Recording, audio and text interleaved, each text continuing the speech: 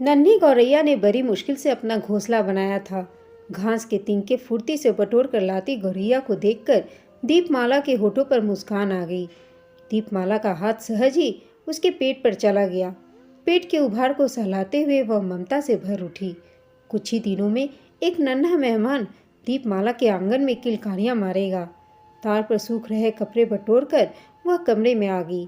कपड़े रखकर रसोई की तरफ मुड़ी ही कि तभी डोरबेल बजी। आज तुम इतनी जल्दी कैसे आ गई? घर में घुसते ही दीपमाला के पति भूपेश ने पूछा।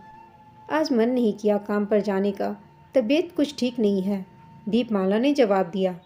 दीपमाला इस आस से भूपेश के पास खड़ी रही कि तबीयत खराब होने की बात जानकर वह परेशान हो उठेगा, गले से लगाकर प्यार से उसका हाल पूछेगा। मगर बिना कुछ कहे सुने जब वह हाथ मुंह धोने बाथरूम में चला गया तो बुझी सी दीपमाला रसोई की ओर चल पड़ी। शादी के 4 साल बाद दीपमाला माँ बनने जा रही थी। उसकी खुशी 7वें आसमान पर थी, मगर भूपेश कुछ खास खुश नहीं था। दीपमाला अकेले ही डॉक्टर के पास जाती, अपने खाने पीने का ध्यान रखती और अगर कभी भूपेश को कुछ कहती तो काम की व्यस्तता का रोना रोकर वह अपनी जिम्मेदारियों से पल्ला झाड़ लेता। वह बड़ी बेसब्री से दिन गिन रही थी। बच्चे के आने से भूपेश को शायद कुछ जिम्मेदारी का एहसास हो जाए, शायद भूपेश के अंदर भी नन्ही जान के लिए प्यार उपजे। इसी उम्मीद से दीपमाला सब कुछ अपने कंधों पर संभाल बैठी थी। कुछ ही दिनों की तो बात है, बच्चे के आने से सब ठीक हो जाएगा। यही सोचकर उसने काम पर जाना छोड़ दिया।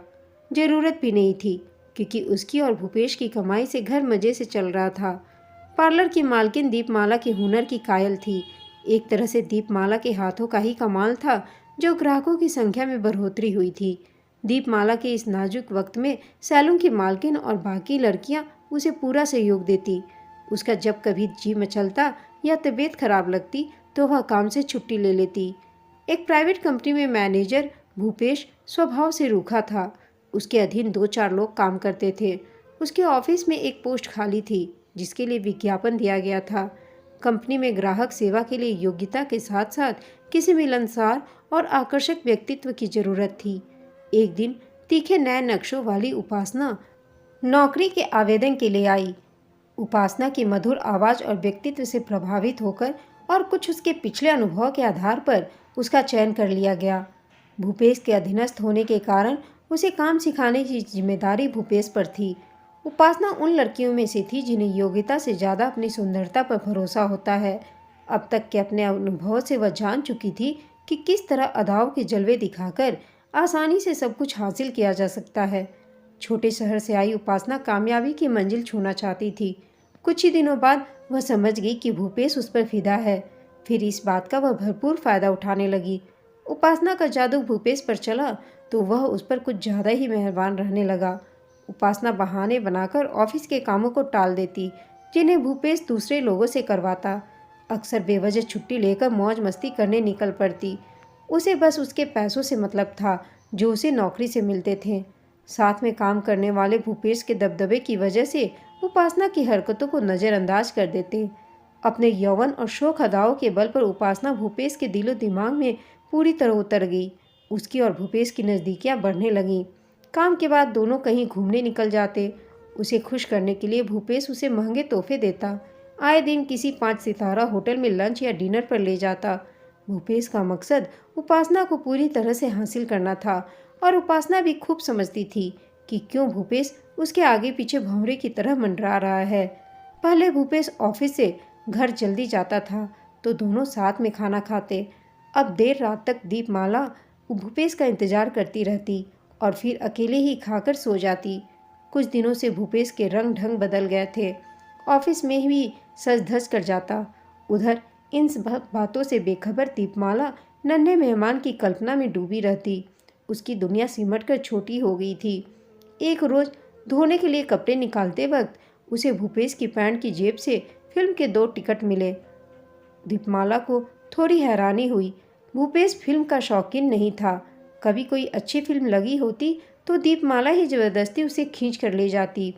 उसने भूपेश से इस बारे में पूछा। टिकट की बात सुनकर वह कुछ सकपका गया। फिर तुरंत संभल कर उसने बताया कि ऑफिस के एक सहकर्मी के कहने पर वह चला गया था। बात आई गई होगी। इस बात को कुछ ही दिन बीते थे कि एक दिन भूपेश के बटुए से दीपमाला को सुनार की दुकान की एक पर्ची मिली। शंकित दीपमाला ने भूपेश के घर लौटते ही उस पर सवालों की बौछार कर दी। उपासना को जन्मदिन में देने के लिए भूपेश ने एक गोल्ड रिंग बुक करवाई थी, लेकिन किसी शातिर अपराधी की तरह भूपेश उस दिन भी सफ़ेद झूठ बोल गया। अपने होने वाले बच्चे का वास्ता देकर उसने दीपमाला को यकीन दिला दिया कि उसके दोस्त ने अपनी पत्नी को सरप्राइज देने के लिए ही पर्ची उसके पास रखवाई है।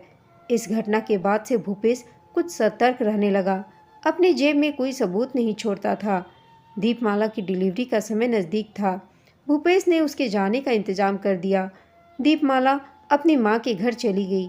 अपने मायके पहुँचने के कुछ दिन बाद ही दीपमाला ने एक बेटे को जन्म दिया। उसकी खुशी का ठिकाना नहीं था। उसके दिन रात नन्हे अंशुल के साथ बीतने लगे।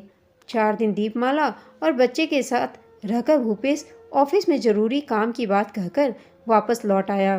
दीपमाला के न रहने पर वह अब बिल्कुल आज़ाद पंछी था।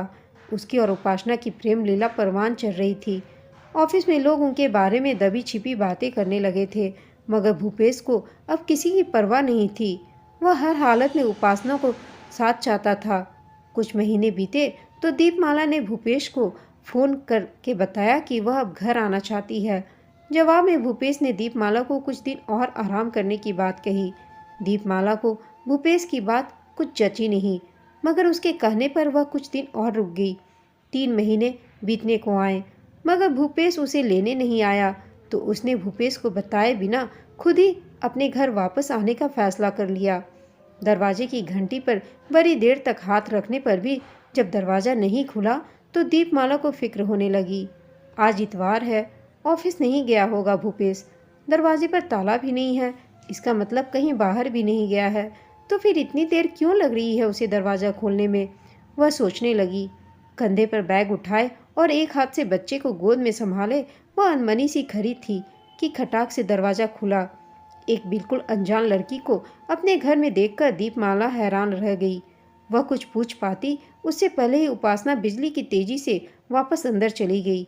भूपेश ने दीपमाला को यूं इस तरह अचानक देखा तो उसकी सिट्टी पिट्टी गुम हो गई। उसके माथे पर पसीना आ गया। उसका घबराया चेहरा और घर में एक पराई औरत को अपनी गैर मौजूदगी में देख दीपमाला का माथा ठनका। गुस्से में दीपमाला की त्योरियां चढ़ गईं। पूछा, कौन है यह और यहाँ क्या कर रही है तुम्हारे साथ भूपेश? दीपमाला के यूं अचानक आकर ऐसे प्रश्न करने पर भूपेश अपने शातिर दिमाग के घोरे दौड़ाने लगा। उपासना उसके अंडर में काम करती है, यह बताने के साथ ही उसने दीपमाला को एक झूठी कहानी सुना डाली कि किस तरह उपासना इस शहर में नहीं आई है। रहने की कोई ढंग की जगह न मिलने की वजह से वह उसकी मदद इंसानियत के नाते कर रहा है। दीपमाला ने कहा, तो तुमने यह मुझे फ़ोन पर क्यों नहीं बताया? तुमने मुझसे पूछना भी जरूरी नहीं समझा कि हमारे साथ कोई रह सकता है या नहीं? यह आज ही तो आई है दीपमाला, और मैं तुम्हें बताने ही वाला था कि तुमने आकर मुझे चौंका दिया। और देखो ना, मुझे तुम्हारी और मुन्ने की कितनी याद आ रही थी। भूपेश ने उसकी गोद से लेकर अंशुल को सीने से लगा लिया। दीपमाला का शक अभी भी दूर नहीं हुआ कि तभी उपासना बेहद मासूम चेहरा बनाकर उसके पास आई। मुझे माफ़ कर दीजिए, मेरी वजह से आप लोगों को तकलीफ़ हो रही है। वैसे इसमें इनकी कोई गलती नहीं है। मेरी मजबूरी देखकर इन्होंने मुझे यहाँ रहने को कहा। मैं आज ही किसी होटल में चली जाती हूँ। इस शहर में बहुत से वुमेन हॉस्टल भी तो हैं, तुमने वहाँ क्यों नहीं पता किया? दीपमाला बोली, जी है तो सही, लेकिन सब जगह किसी जान पहचान वाले की गारंटी चाहिए, और यहाँ मैं किसी को नहीं जानती। भूपेश और उपासना अपनी मक्कारी से दीपमाला को शीशे में उतारने में कामयाब हो गए। दीपमाला उन दोनों की तरह चालाक नहीं थी। उपासना के अकेली औरत होने की बात से उसके दिल में थोड़ी सी हमदर्दी जाग उठी। उनका गेस्ट रूम खाली था तो उसने उपासना को कुछ दिन रहने की इजाज़त दे दी। भूपेश की तो जैसे बाँछें खिल गईं। एक ही छत के नीचे पत्नी और प्रेमिका दोनों का साथ उसे मिल रहा था। वह अपने को दुनिया का सबसे खुशनसीब मर्द समझने लगा। दीपमाला के आने के बाद भूपेश और उपासना की प्रेम लीला में थोड़ी रुकावट तो आई, पर दोनों अब होशियारी से मिलते जुलते। कोशिश होती कि ऑफिस से भी अलग अलग समय पर निकले ताकि किसी को शक न हो। दीपमाला के सामने दोनों ऐसे पेश आते जैसे उनका रिश्ता सिर्फ ऑफिस तक ही सीमित हो। दीपमाला घर की मालकिन थी तो हर काम उसकी मर्जी से होता था। थोड़ी ही अंतराल बाद उपासना उसकी स्थिति की तुलना खुद से करने लगी। उसके तन मन पर भूपेश अपना हक जताता था, मगर उनका रिश्ता कानूनों और समाज की नज़रों में नाजायज़ था। ऑफिस में वह सबके मनोरंजन का साधन थी। सब उससे चुहल भरे लहजे में बात करते। उनकी आंखों में उपासना को अपने लिए इज्जत कम और हवस ज़्यादा दिखती थी। समाज में पत्नी का दर्जा क्या होता है, भूपेश और दीपमाला के साथ रहते हुए उसे इस बात का अंदाजा हो गया था।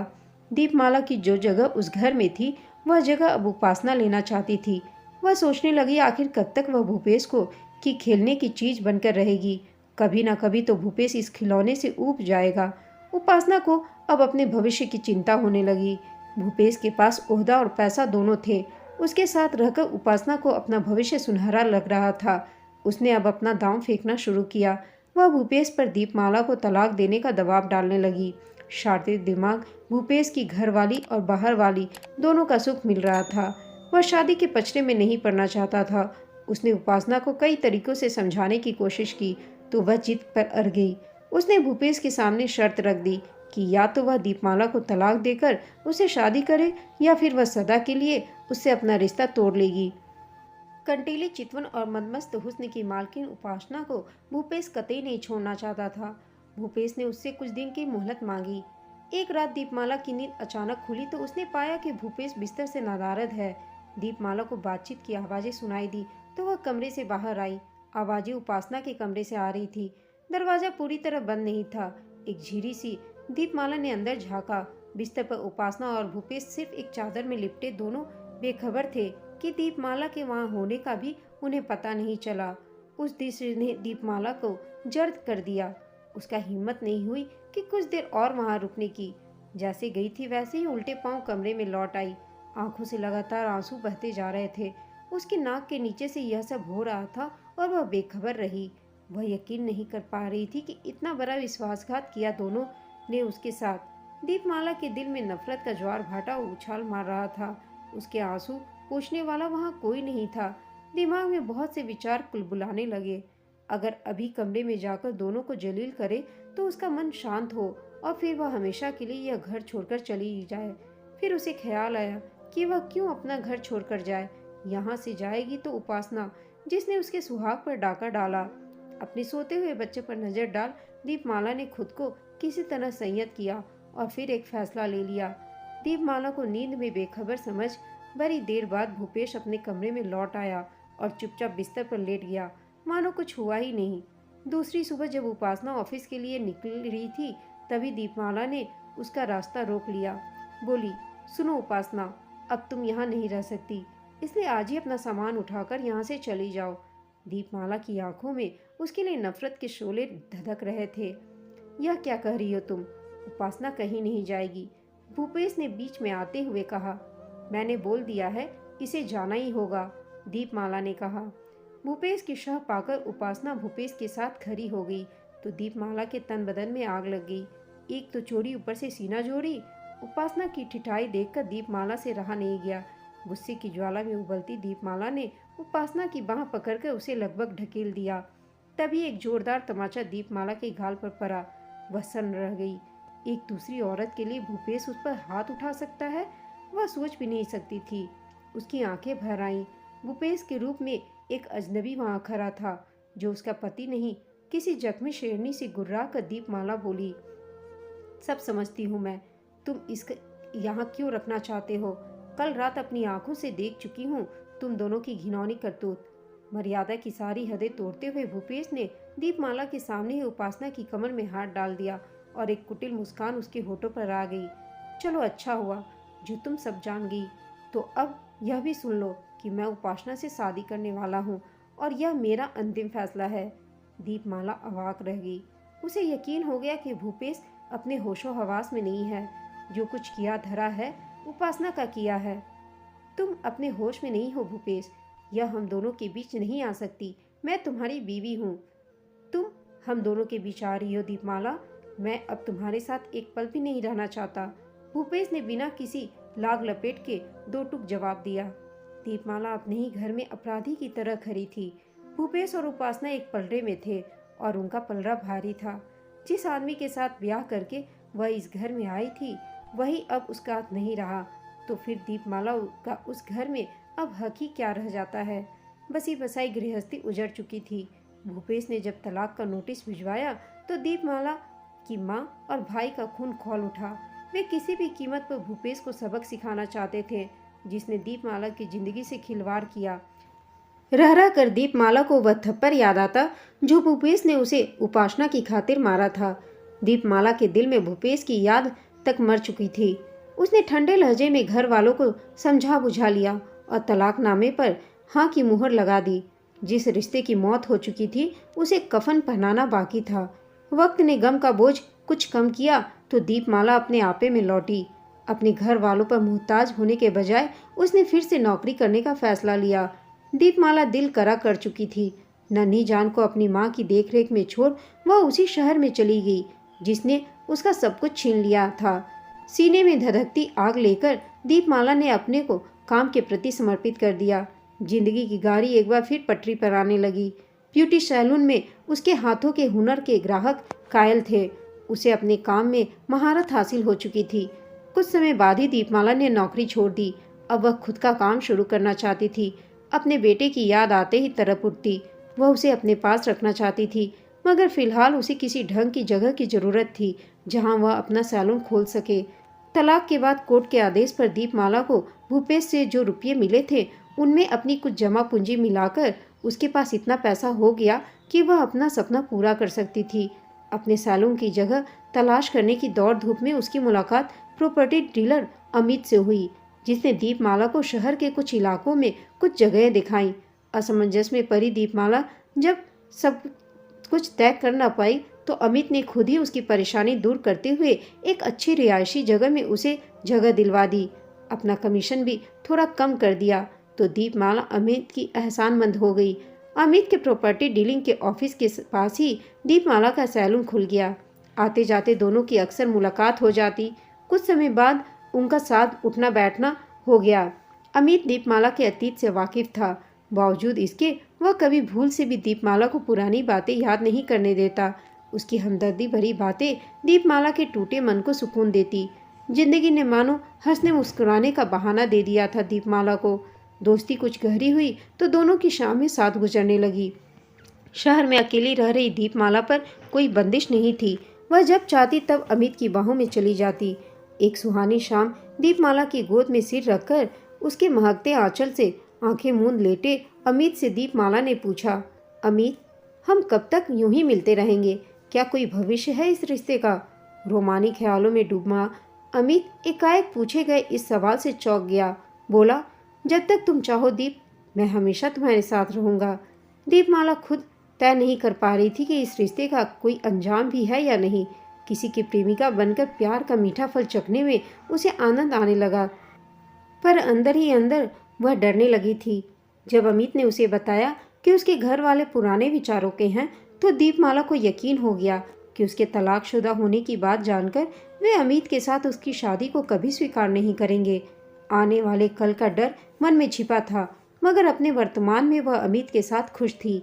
अमित की बाइक पर उसके साथ सटकर बैठी दीपमाला को एक दिन जब भूपेश ने बाजार में देखा तो वह नाक की तरफ फुफकार उठा। दीपमाला अब उसकी पत्नी नहीं थी। यह बात जानते हुए भी दीपमाला का किसी और मर्द के साथ इस तरह घूमना फिरना भूपेश को नागवारा गुजरा।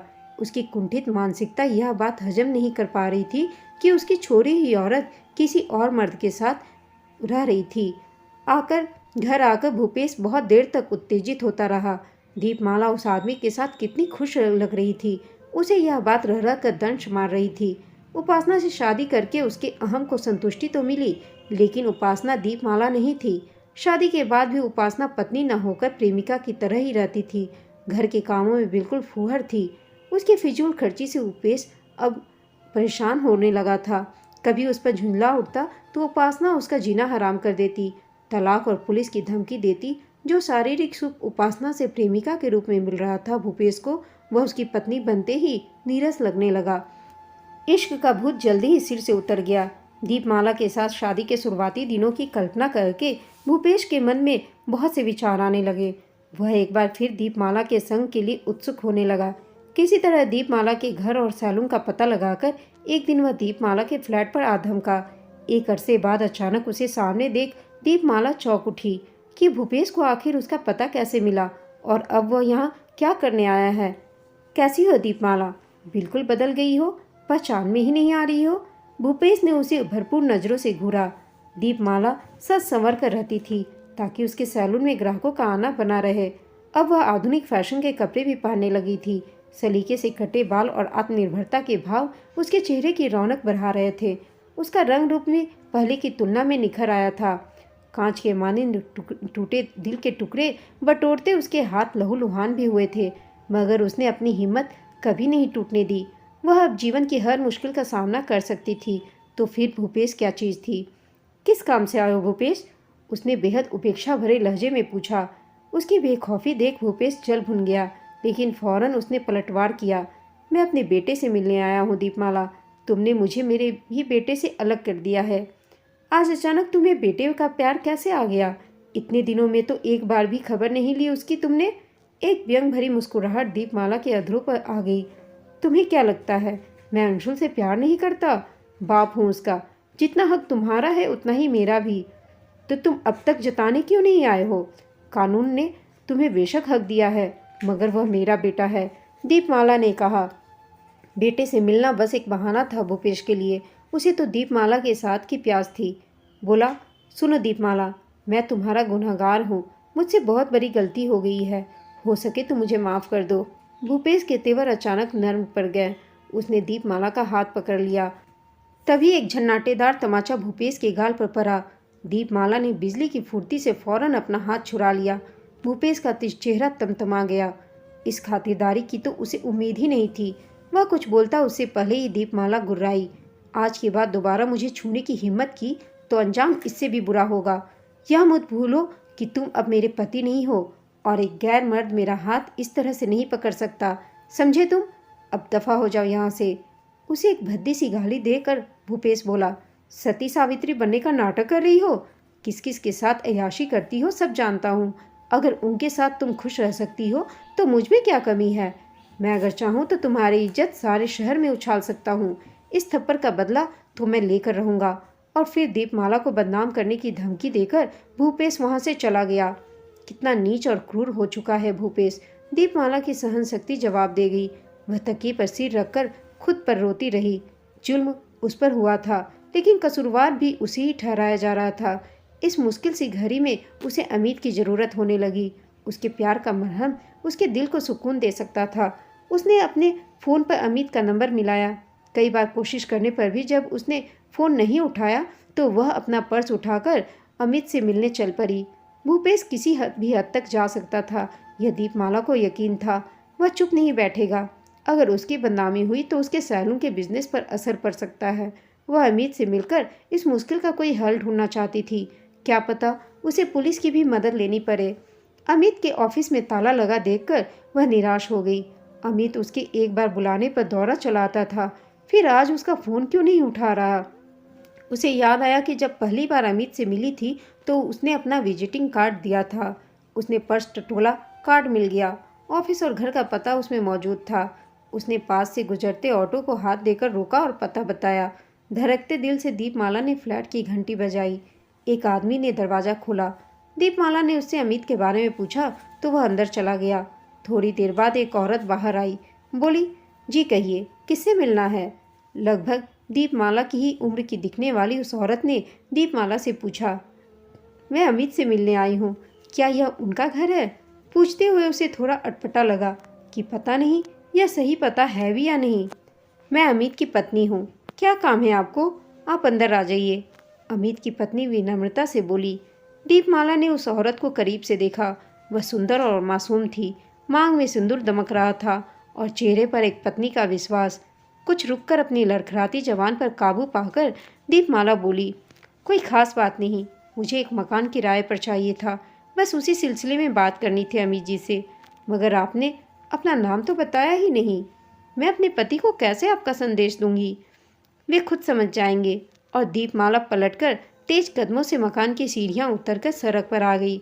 अजीब मजाक किया था कुदरत ने उसके साथ। उसने शुक्र मनाया कि उसकी आंखें समय रहते खुल गई। अमित ने भी वही दोहराया था जो भूपेश ने उसके साथ किया था।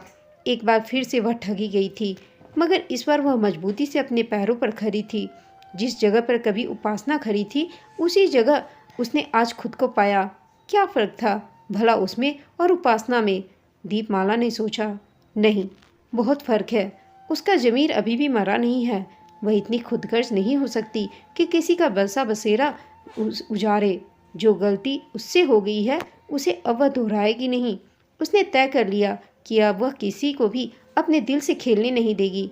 बस अब और नहीं। वह वापस अपने घर चली आई और अब उसने ठान लिया था कि भूपेश चाहे कुछ भी करे, उसका जवाब वह जरूर देगी और अब अपनी नई जिंदगी अपने बेटे अंशुल के साथ ही अकेले गुजारेगी। अब वह कभी किसी पर विश्वास नहीं कर सकती, क्योंकि सारे लोग एक जैसे ही होते हैं। दोस्तों, आपको यह कहानी कैसी लगी कमेंट करके बताइएगा। साथ ही कहानी अच्छी लगी हो तो इसे लाइक, शेयर और चैनल को सब्सक्राइब अवश्य कीजिएगा। कहानी सुनने के लिए आप सबका धन्यवाद।